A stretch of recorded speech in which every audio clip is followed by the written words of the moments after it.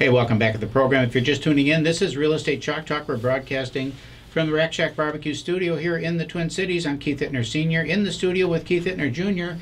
And you can reach us at 612-627-8000. 612-627-8000, that's the number to call. Calvin Kamick, of course, is here with this week's Mortgage Hacks, helping you get the best mortgage deal. Calvin's number, his cell phone number, remember, is 651-231-2500. Keeps that under the pillow with him at night, so call him about real late. 11:15 p.m. Late calls. He's still working. Don't worry about it. Graduation season is coming fast. Get on the list for some award-winning queue for your senior. Treat them right. They've been working hard all these years in high school. Get them some good barbecue, right, Calvin? We are having Rack Shack at graduation this year. There you go. Go to RackShackBBQCatering.com. RackShackBBQCatering.com. Get America's favorite food ordered up for your party and your celebration. They're booking out quickly. Okay, I'm excited now because we got Dmitry here in the studio. Dmitry Lipinskiy. Did I say that right? Yes, sir. Dmitry Lipinskiy. I like saying it. Storm Group Roofing LLC. Storm Group Roofing LLC. Give us a little background. You've got such a wonderful story. I love these stories, Dmitry. Tell us where you came from, how you wound up in the United States, how you wound up in business, doing with your own roofing business. Sure.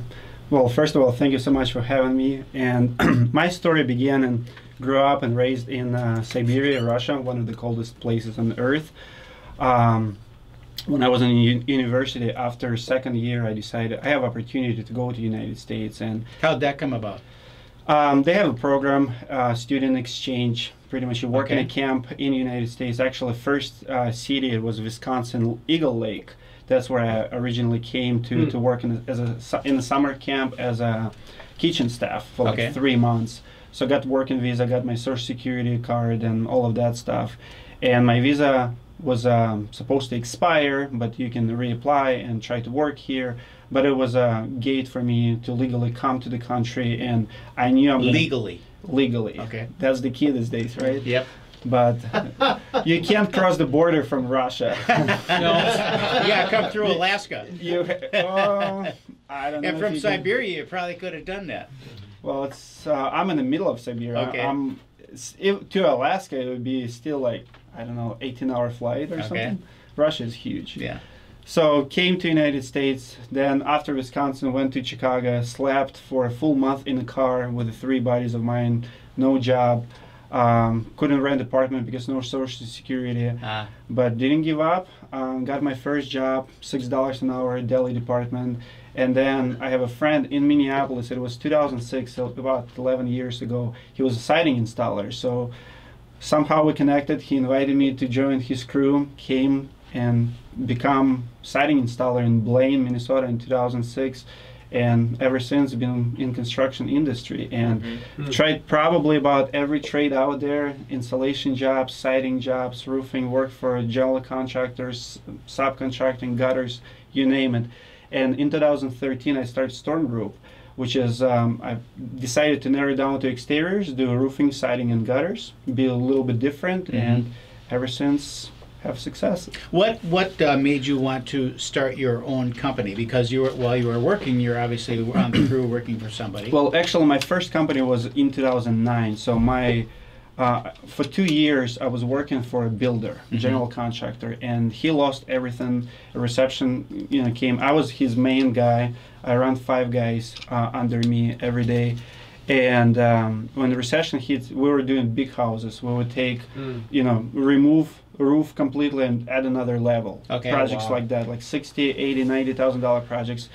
And in 2008, he started suffering. In 2009, he closed his business, filed bankruptcy, and I came home. I told my wife I'll never work for anybody else. So I started working by myself, but I was more of a subcontractor. So just doing ads on the Craigslist. I never worked for anybody full-time since 2009. But then it took me a couple years to get around. So self-employed since 2009, but I completely rebranded myself in 2013 when I get in the roofing business. But job security was main reason. I have 5 kids now, and I didn't want to depend on anybody. And plus, I figured that there's nothing I cannot do what builders or somebody else does. It was hard for me being an immigrant. I have huge fear of. I wasn't secure, like fear of people will not understand you. Why people would hire me instead of American builder. But then once I started doing it, I figured when I come to these houses, that's what makes me different. It was my strength actually, because people don't judge you by where you're from or your accent. They judge you by your work. So, you know, I stood apart and people love my services. I start getting really good reviews, and I figured, why do I need to work for somebody when I can do it myself? Now you had you've been on Care 11 a number of times and been interviewed a number of times. Tell us a little bit about how that all came about. How did people get to know you? Well, for me, it's all about. I would say you have.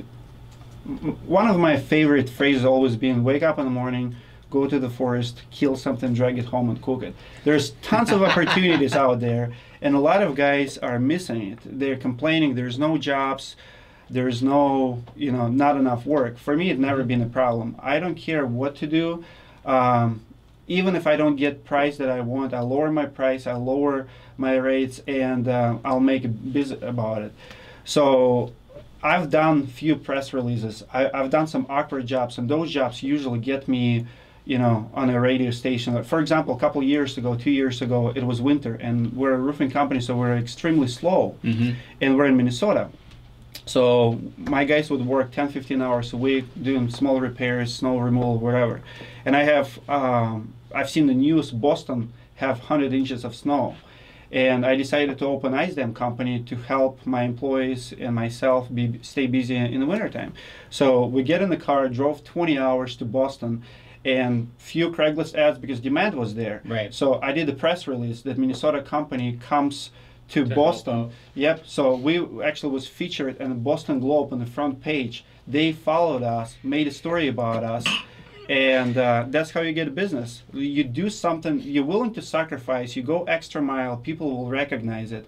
And that's, you know, I get calls just to interview me, meet me, or tell my story.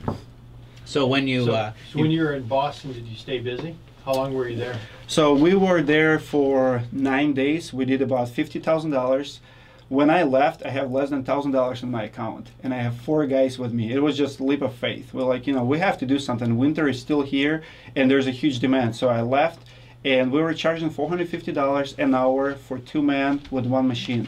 I invested $5,000 per machine to buy it, equipment. It was a steamer to steam icicles, and we were doing $3,000–4,000 pretty much labor per day, you know, between 4 guys. So I did about $50,000. I paid my guys really well.